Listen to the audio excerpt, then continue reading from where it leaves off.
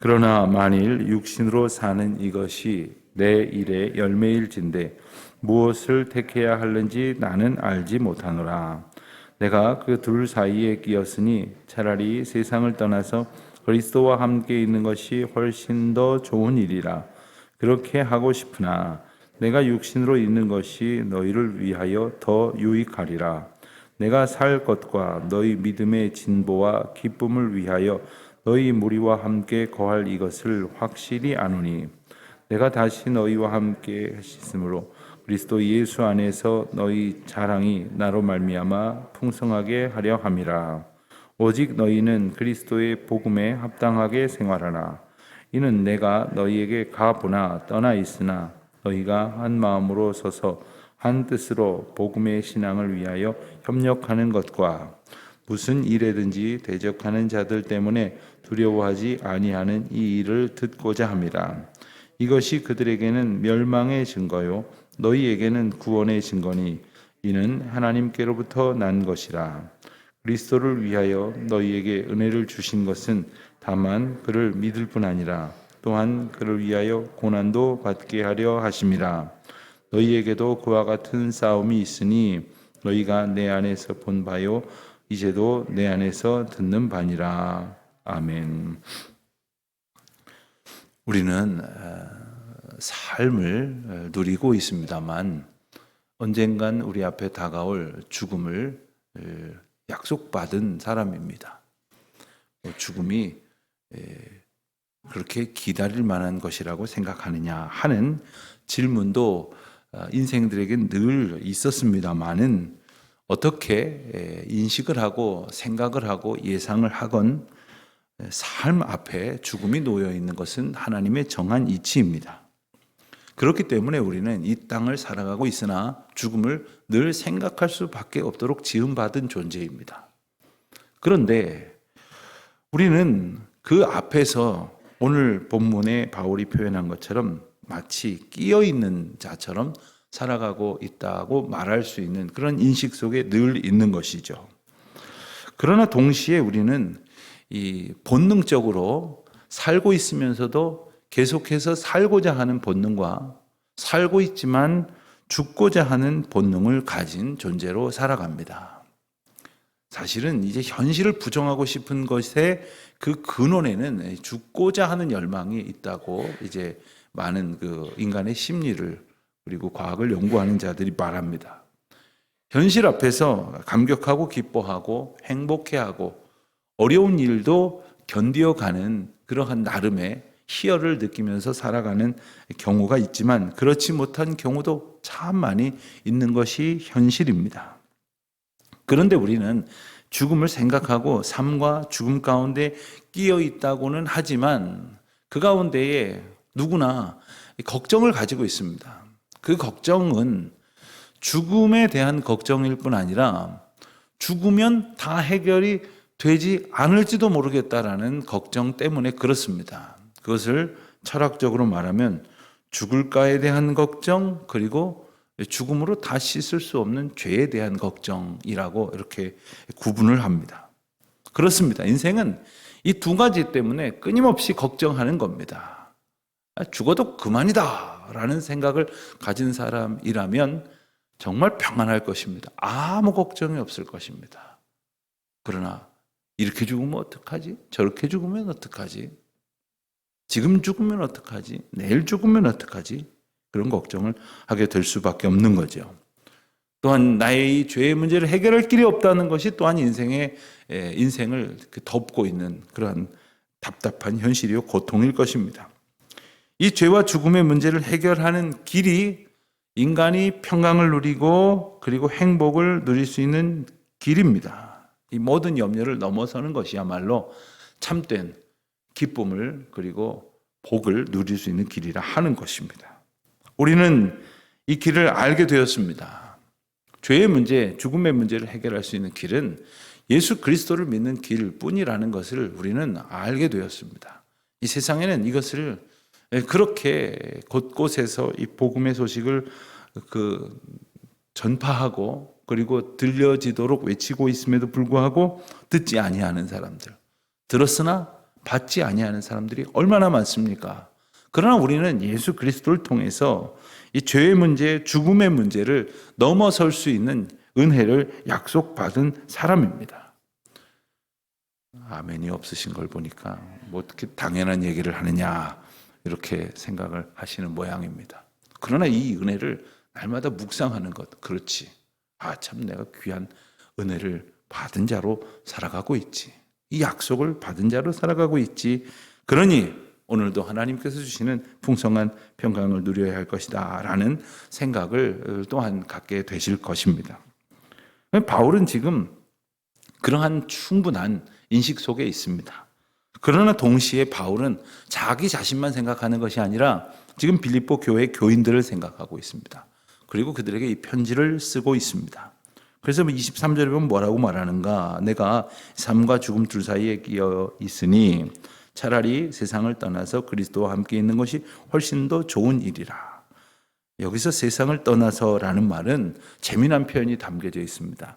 이 텐트를 걷어 접는다 이런 뜻이 있습니다.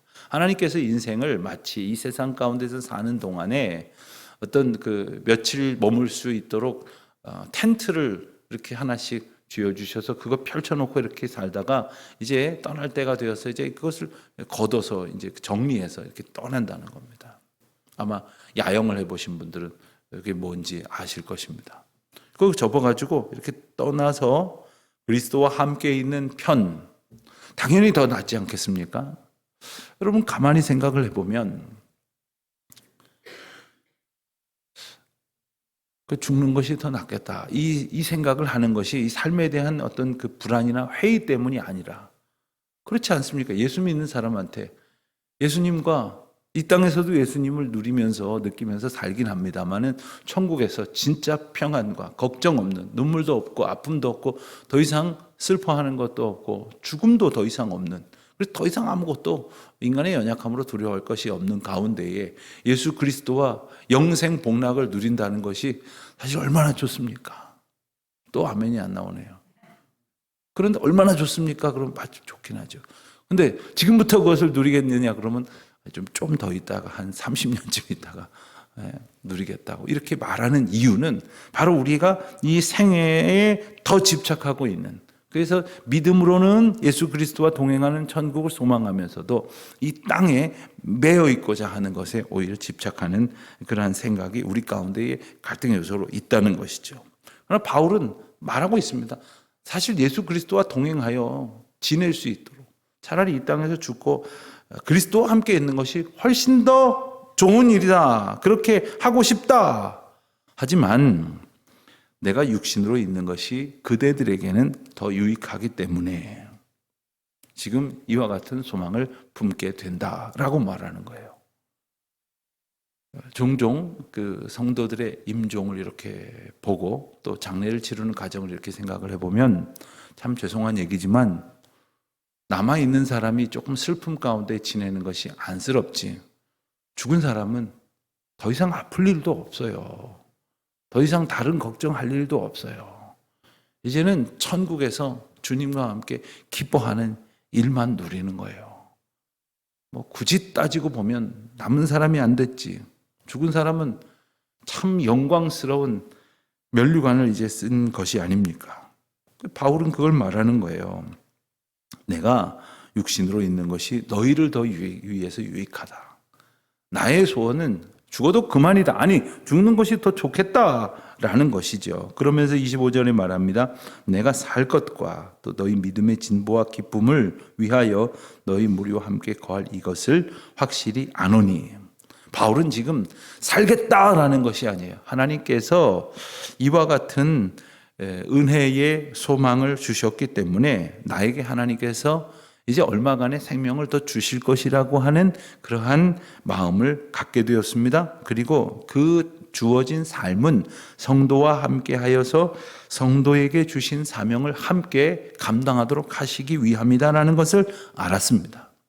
여러분 우리가 구원의 확신이 있다면 지금 우리에게 주신 이마만큼의 귀한 신앙을 가지고 그리스도 앞으로 가서 그리스도와 동행하면 될 텐데 왜 더 살게 하십니까? 어떤 사람은요, 그 아름다운 신앙일 때에 차라리 딱 하나님께서 거두어 가시면 좋을 텐데 더 남아있다가 구질구질하게 살다가 믿음도 저버리고 사람들한테 실망시키는 경우가 얼마나 많은지 몰라요. 근데 우리에게 지금 이후의 삶을 주셨다고 한다면, 그 시간의 은혜를 베푸셨다고 한다면 그것은 하나님의 영광을 위하여, 그리고 바울처럼 누군가의 믿음 생활과 그리고 사명의 삶을 위하여 유익하게 하시기 위함일 겁니다. 그러니 우리 남은 삶은 하나님께는 영광이요, 그리고 우리 앞에 보여져 있는 모든 성도들에게는 유익의 삶이 되기를 우리 마음 가운데 소원해야 해요. 사실 우리가 유익이 돼야 되겠다라고 생각한다고 유익이 되는 건 물론 아닙니다. 그리스도의 영이 우리와 함께 충만하여지지 않으면, 그리스도께서 이끌어 가신 삶에 순종하지 않으면 우리는 누구에게도 유익이 되지 않습니다. 제 아무리 이름난 그러한 영향력을 가졌다 하더라도 많은 사람들에게 신앙적인 유익을 끼친 그러한 목사요, 선교사요, 또 영적 리더라 할지라도 그리스도의 영이 떠나버리면 아무 소용없는 거예요. 우리에게 오늘도 그와 같은 은혜가 충만하여지기를 소원하는 저와 여러분이 되시기를 바랍니다. 27절 이하에 보면 바울의 소원이 구체적으로 묘사되어져 있습니다. 그것은 바로 그들을 향한 소원이었습니다. 27절 보면 오직 너희는 그리스도의 복음에 합당하게 생활하라. 그들의 삶을 위한 중보입니다. 빌립보 교인들에게 권면합니다. 그리스도의 복음에 합당하게 생활하라. 두 가지를 생각하게 되겠죠. 복음은 뭐냐? 또 합당하게 사는 것이란 무엇이냐? 복음이란 우리를 복되게 하는 소식일 것입니다. 만일 우리가 두려워하고 염려하고 아프고 괴롭다면 그 모든 우리를 힘들게 하는 요소들이 다 사라지는, 즉 자유케 하는 소식이 바로 복음이 아닙니까? 우리가 육신에 갇혀 있는 사람이라면 이대로는 살기 어려우실 것 같습니다. 이 말보다는 다 나았습니다. 아무 걱정하지 마시고 이제는 퇴원하셔서 하시던 일을 하셔도 됩니다. 라는 말이 복음일 거 아니겠어요? 그런데 하나님께서는 우리를 삶을 육신에 가둬놓지 않으셨어요. 살아있으나 영혼을 사모하게 하셨어요. 그렇기 때문에 사나 죽으나 주의 것이라고 말씀을 하신 것입니다. 복음이 바로 이것입니다. 어딘가에 갇혀서 부자유스럽게 살아가는 것이 아니라 온전하게 하셨어요. 자유케 하셨어요. 이 복음이 우리에게 주어졌다는 말이에요. 그럼 복음에 합당하게 살아가는 것은 무엇이냐? 바로 그 복음의 주인 되시고 복음의 인도자 되시는 예수 그리스도의 인도하심에 부합하게 합당하게 살아가는 것이란 말이에요. 그리스도께서 이쪽으로 가시면 우리도 그쪽으로 따라가고, 또 뒤로 가시면 뒤쪽으로 따라가고, 앞으로 가시면 앞으로 쫓아가고, 빨리 가시면 정말 그 손을 의지해서 열심으로 뛰어가고, 또한 하나님께서 돌아보라 하시는 곳에 우리의 시선을 두는 것, 그것이 우리에게 주신 삶의 기쁨이 되는 겁니다. 그렇기 위해서 우선 27절 하반절에 보면 너희가 한 마음으로 서서 한 뜻으로 복음의 신앙을 위하여 협력하는 것, 그렇습니다. 우리가 살아가는 삶의 하나의 목적이 여기에 나옵니다. 그 권면이 나옵니다. 복음의 신앙을 위하여 협력하는 것이라고 했습니다. 우리는 우리에게 맡겨진 사명 앞에서 홀로 이 일을 감당하게 하지 아니하시고, 때로는 공동체를 이루어서, 때로는 교회를 이루어서, 때로는 교회들이 연합해서 이 일들을 감당하게 하십니다.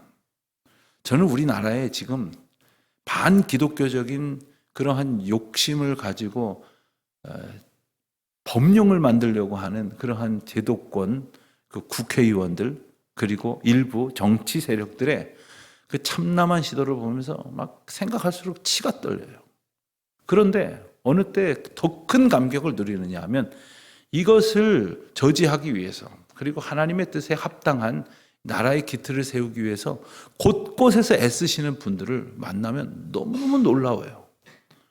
변호사들 중에서, 교수님들 중에서, 공직자들 중에서, 그리고 목사님들 중에서, 그리고 전문직을 가진 평신도들 중에서 이 일에 정말 자기 일처럼 헌신해서 열심으로 수고하시는 분들을 볼 때마다 하나님께서 하나님의 일에, 하나님의 사람들을 하나님의 필요한 장소에 이미 다 세워두셨다고 하는 것을 누리면서 얼마나 기쁜지 몰라요. 그렇지만 우리는 우리의 허락하신 자리에서 또한 그리스도의 거룩한 역사를 위해서 협력하는 것이에요. 우리가 해야 할 일이 무엇인가? 이 나라의 교육이 잘못됐다.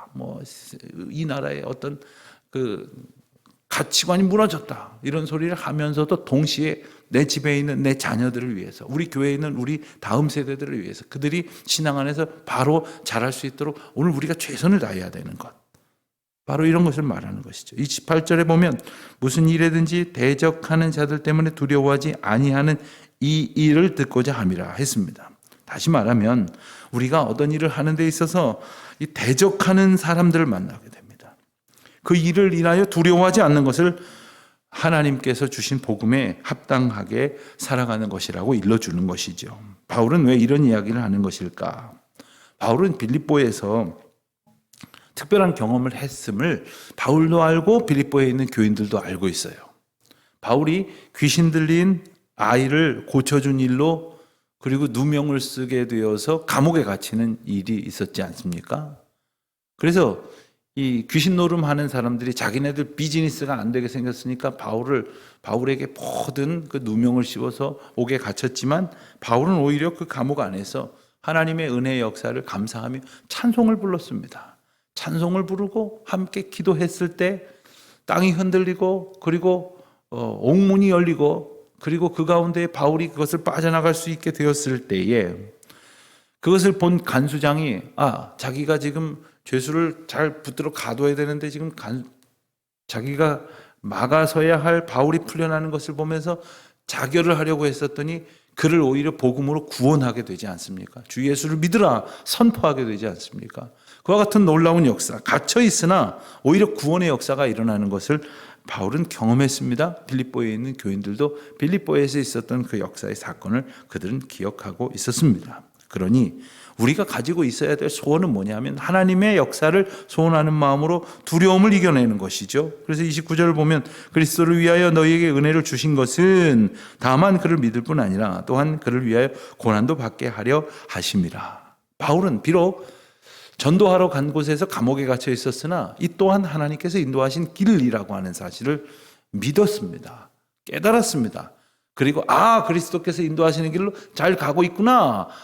여러분, 우리가 인생을 살아가면서 고난을 만나면 그리스도께서 인도하시는 길로 우리가 잘 가고 있구나. 오히려 기뻐할 수 있어야 한다는 것이에요. 그래서 30절에도 보면 너희에게도 그와 같은 싸움이 있으니 너희가 내 안에서 본 바요 이제도 내 안에서 듣는 바니라. 그렇습니다.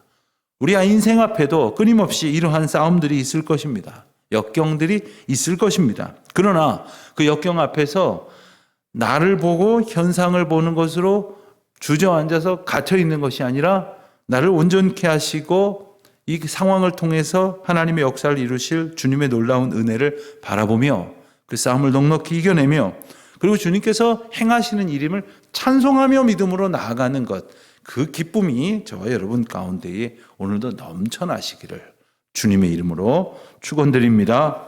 기도하겠습니다. 하나님 아버지, 주님께서 저희들에게 주신 복음의 능력과 그 은혜에 합당하게 살아갈 수 있도록 성령 하나님 오늘도 저희를 주장하여 주시옵소서. 예수님의 이름으로 기도드립니다. 아멘.